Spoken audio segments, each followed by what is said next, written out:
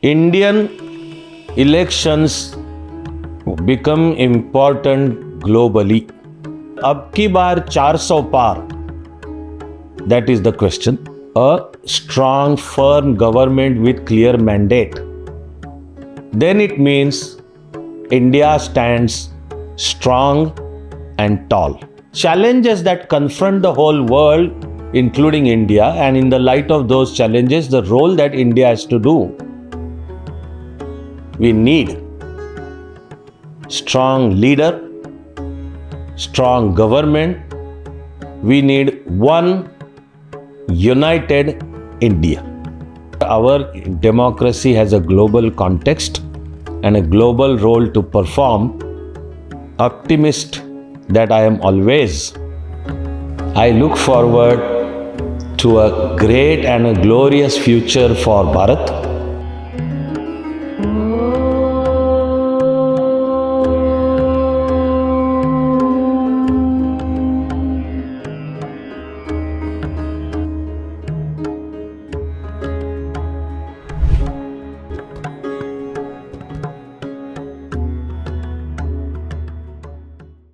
All my dear friends, Namaste, and as usual and forever, all my eternal best wishes for absolutely all of you. Loksabha elections in Bharat are in full swing, and at the same time, the global situation also is very difficult, tough, and challenging.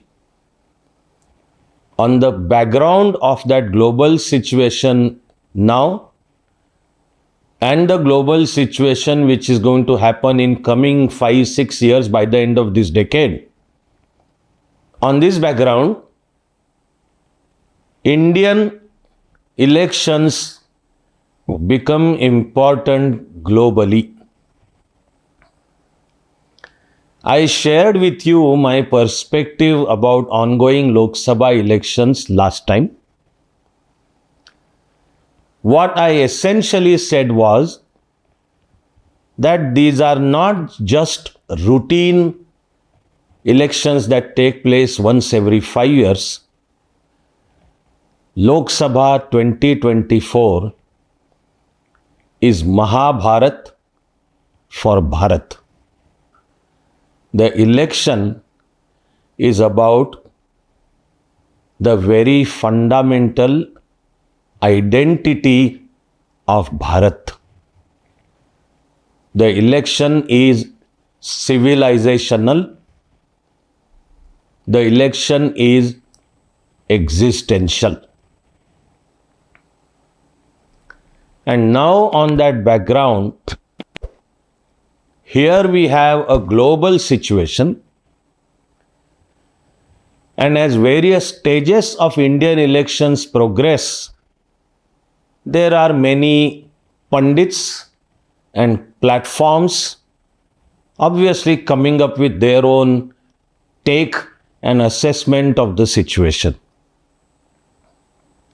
There is a broad perception which has been best described in the phrase, आएगा तो मोदी ही. So whether अब की बार 400 पार, that is the question.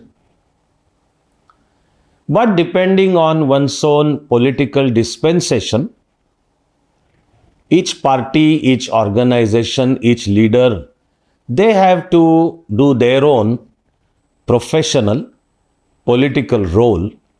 And so, okay, some predict that this time Modi Sarkar may not get the same seats as in 2019. Some bring the possible tally to even below clear majority, some below 200. And there are some elements who try to build an atmosphere that NDA/BJP may not actually get its own majority. I therefore remember 2019, this was pre-corona time, and I used to be invited to various TV channel debates. So there was an argument that had been built at that point of time that the clear victory for BJP in 2014 was a one-time fluke. That BJP actually did not have a genuine national base. Like this anti-India British news magazine, The Economist, likes to argue that India has a north-south divide. There was an argument in 2019 that BJP doesn't have a position anywhere in South India. The overwhelming number of seats BJP got back in 2014 in North India, which ensured that BJP gets a clear majority, that was sort of one-time fluke according to so many pundits. During those debates, I had quoted half a line from a शेर कि दिल बहलाने के लिए गालिब ख्याल अच्छा है. My mind reminds me the same शेर even now. आएगा तो मोदी ही. I have already made my perspective clear कि not only आएगा तो, my perspective is आने ही चाहिए. India needs a strong government. India needs a strong leader. A strong leader and a government behind whom Indian people stand solidly.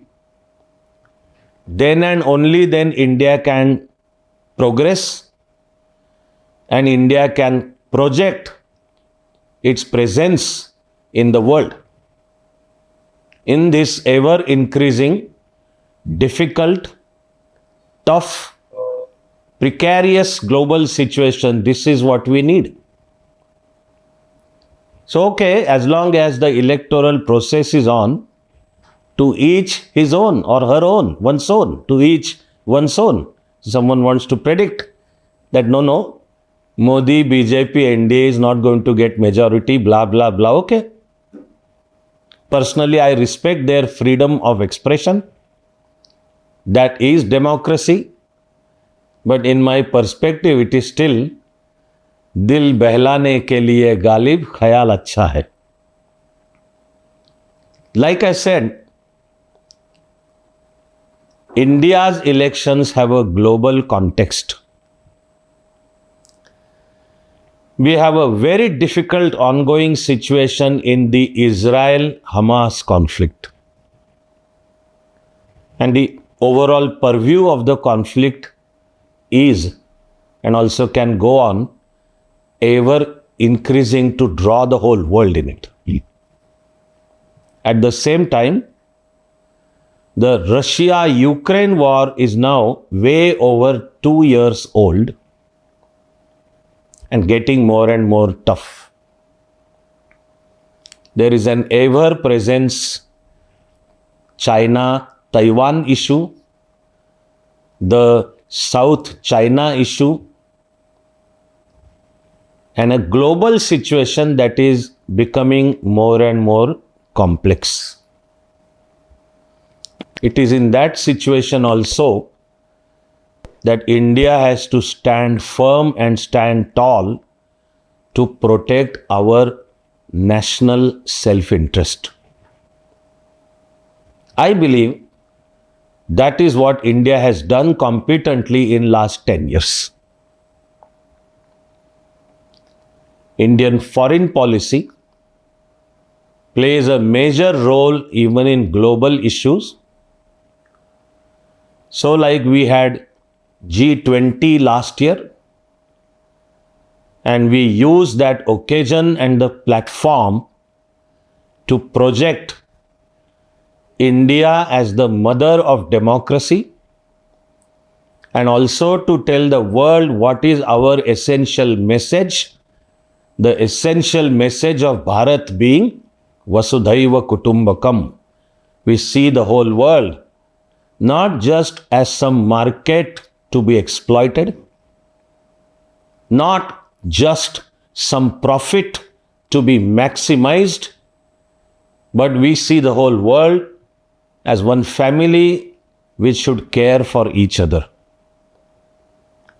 But if India has to do that role, India has to stand tall, India has to stand firm, India has to march towards becoming a developed country in every sense of the term, that is material, intellectual, and also spiritual, adhyatmic.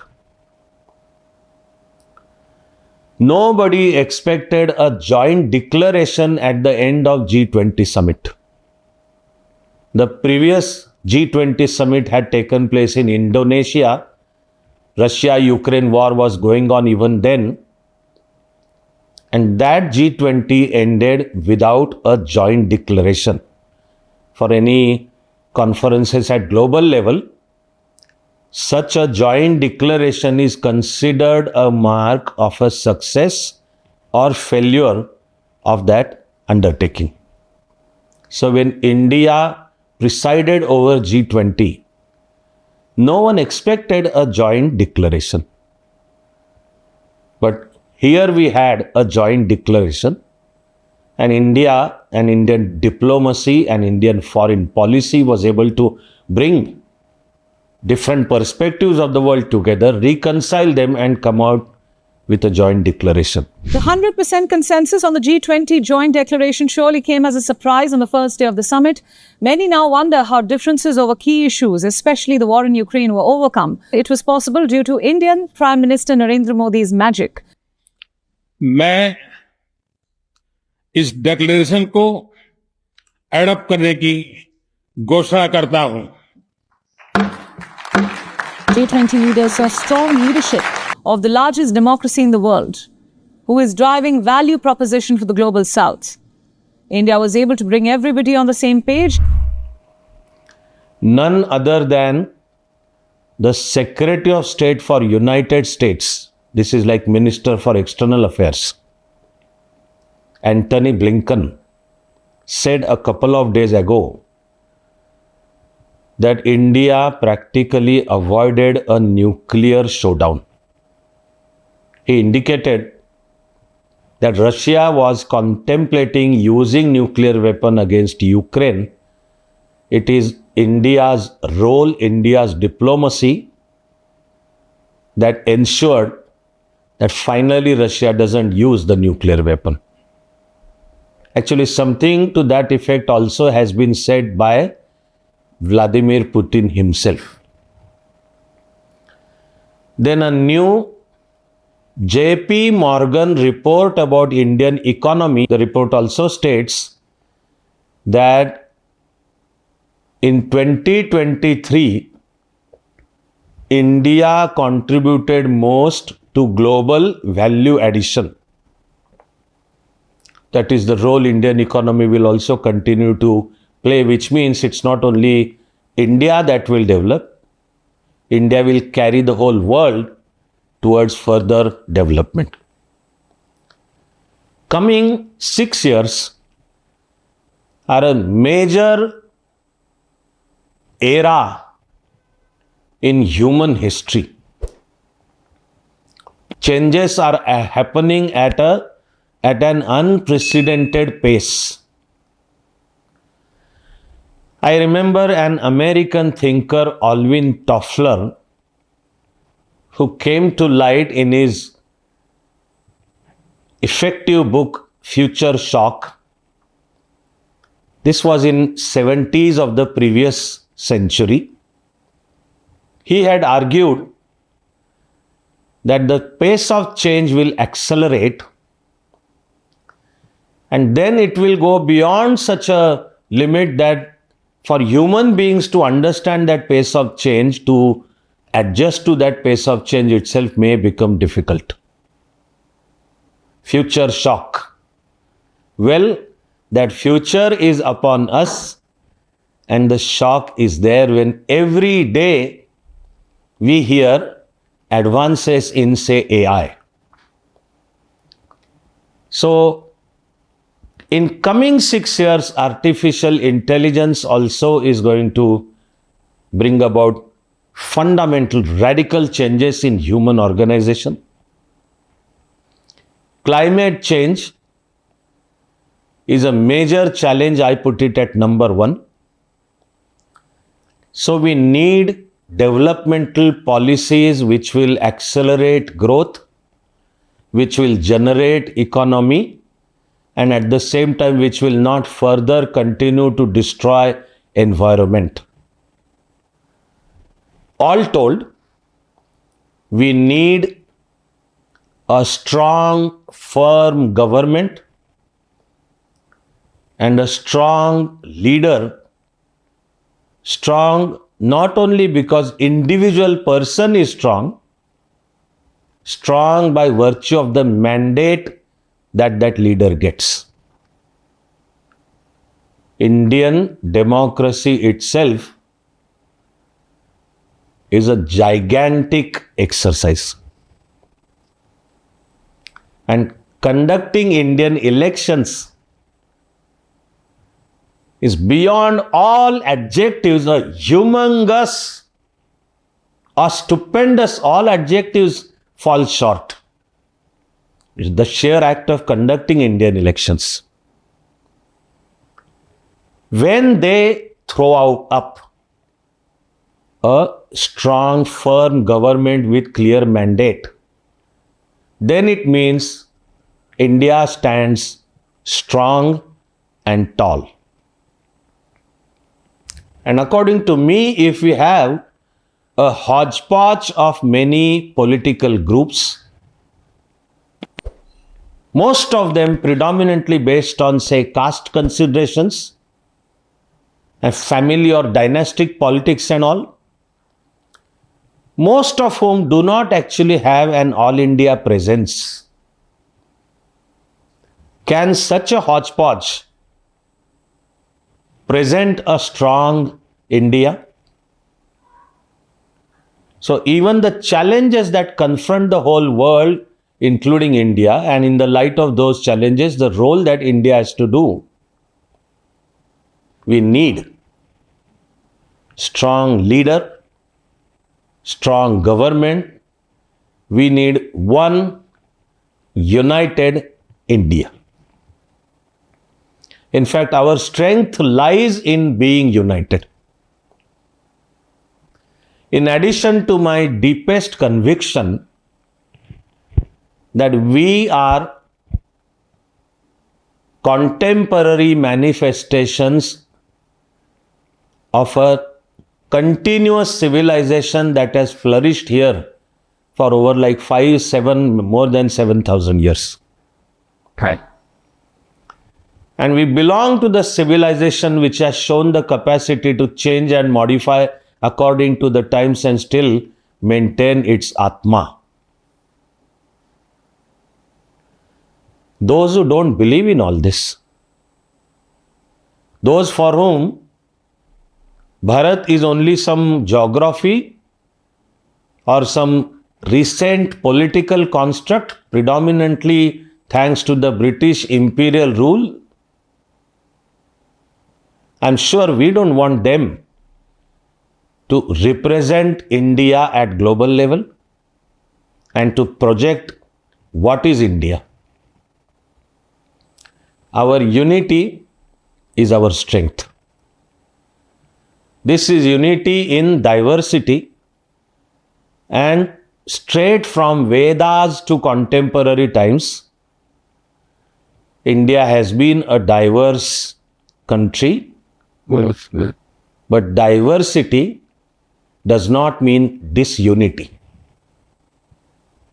Some intellectual and political elements interpret diversity as disunity and argue that there never was India. India was never one, not one civilization, not one history, and certainly not one nation. Our strength is in unity. When 140 crore plus stand together and project themselves together in the world, that is our strength.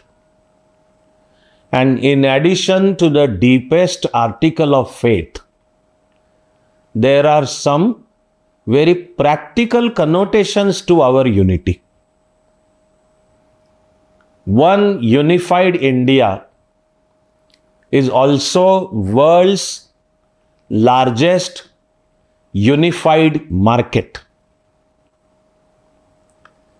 And since GST came in, India's existence as world's largest unified market has become further strengthened. It is that reality that helps us project ourselves and also therefore develop at a faster pace even in economic terms. So our rich diversity in outer manifestation, consolidated by an awareness of deep inner unity, that is our strength. And that strength builds us up for our global role. And then we have some elements within the country, some elements from outside the country who argue that democracy in India is sliding down or backsliding. What a hypocritical argument, man. Democracy in danger. They go on to say the constitution is danger. Those political groups which are contesting elections, if they argue for like their political benefit, that can at least be democratically understood.